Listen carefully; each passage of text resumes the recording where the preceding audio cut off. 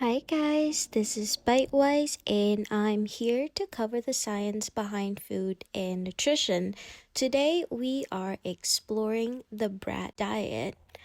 So, Charli XCX released her sixth studio album called BRAT in June 2024 and it has taken the world by storm. This summer, everyone is following the BRAT summer movement, and this movement encourages people to embrace the mess, the chaos, and the uncomfortable. Even Kamala Harris, the presidential candidate for the United States 2024 election, has embraced the BRAT aesthetic by changing her Twitter banner and having Charli endorsed her. Charli described the BRAT attitude as, You're just like that girl who is a little messy and likes to party and maybe says some dumb things sometimes, who feels herself but then also maybe has a breakdown, but kind of parties through it. It's very honest, it's very blunt, a little bit volatile. Yeah, does dumb things, but it's brat. You're brat. That's brat. Yeah, I want to but we're not talking about BRAT, Charli XCX catchy album title. We're actually talking about a diet that has been around for decades and is usually prescribed to kids with a stomach illness. The first published mention of the BRAT diet dates to a 1926 report on the treatment of intestinal intoxication in infants.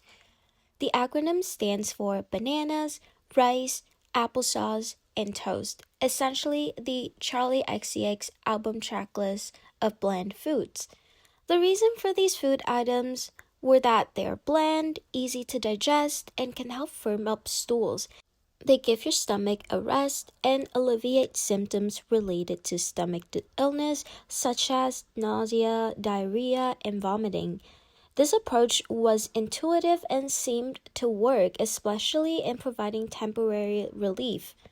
The BRAT diet rose to fame in pediatrics and parenting because it was seen as a convenient solution that parents could easily implement at home without requiring any specialized medical intervention.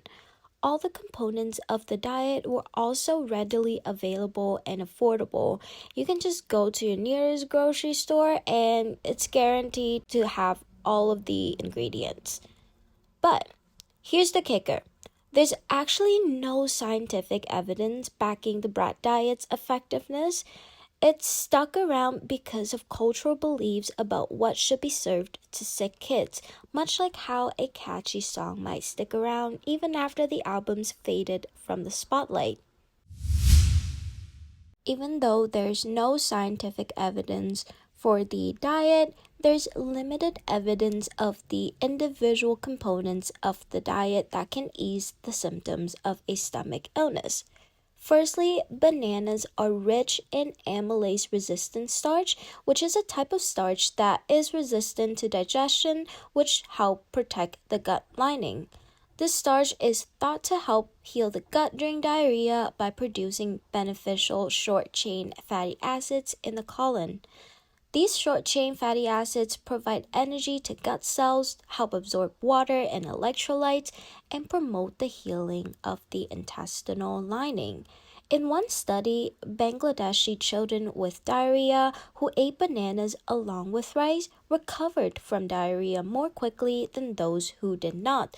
They had fewer stools, vomited less, and needed less rehydration therapy, and recovered faster, which is a solid boom clap for bananas. Then we have rice, the forever staple of the BRAT diet. It is often used in treating diarrhea because it may reduce fluid loss.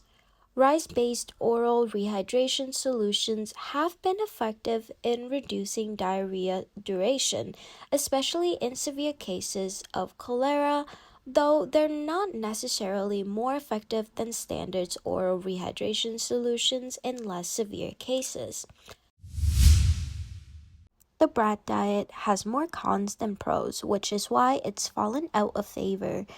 Imagine eating nothing but bananas, rice, applesauce, and toast for days. Sounds bland, right? Well, it turns out it's not just boring, it's also nutritionally insufficient. In some extreme cases, kids who were on the BRAT diet for too long developed serious malnutrition. For example, one 3-year-old girl followed the BRAT diet for 2 weeks. She ended up with severe protein deficiency, a condition called kwashiorkor, because she wasn't getting enough nutrients. Another 6-week-old baby boy developed a marasmic kwashiorkor, which is a severe form of malnutrition due to both low protein and energy intake. When compared to a healthy toddler's diet, the BRAT diet was seriously lacking in essentials.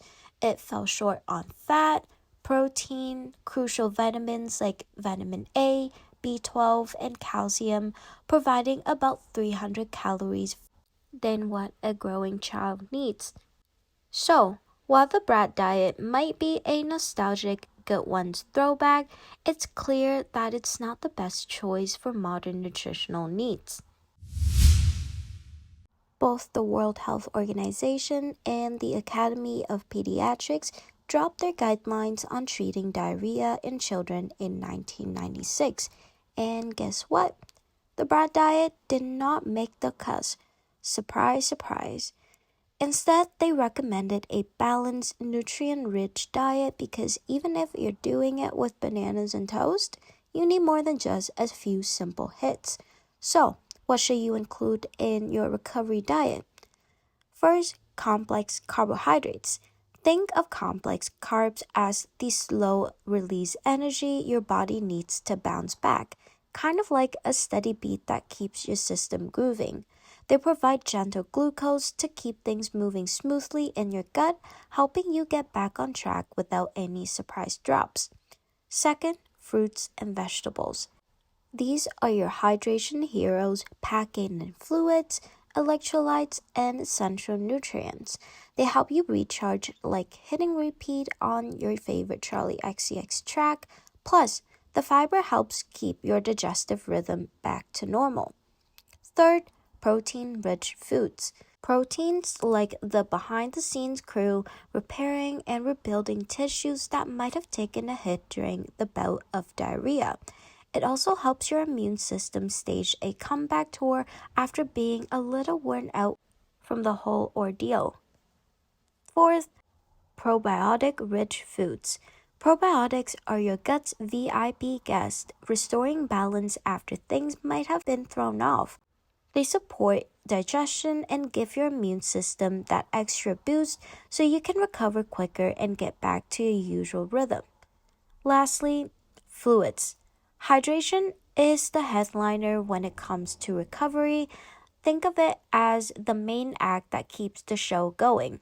Replacing lost fluids and electrolytes help prevent dehydration, so sip steadily and avoid any unexpected encore performances from your stomach.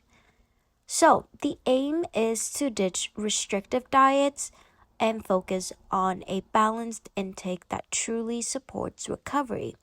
Though the BRAT diets still get an occasional spin, having a dietitian on your healthcare team ensures everyone, including the physicians, nurses, and any other person on your care team, sticks to the latest nutritional hits.